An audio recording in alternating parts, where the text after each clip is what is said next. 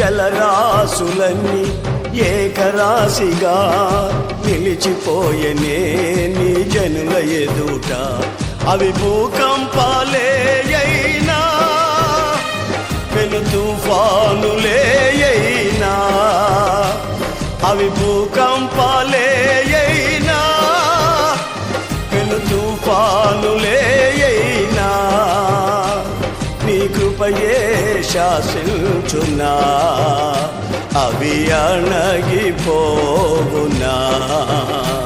నీ కృపయే శాసించునా, అవి అణగిపోవునా.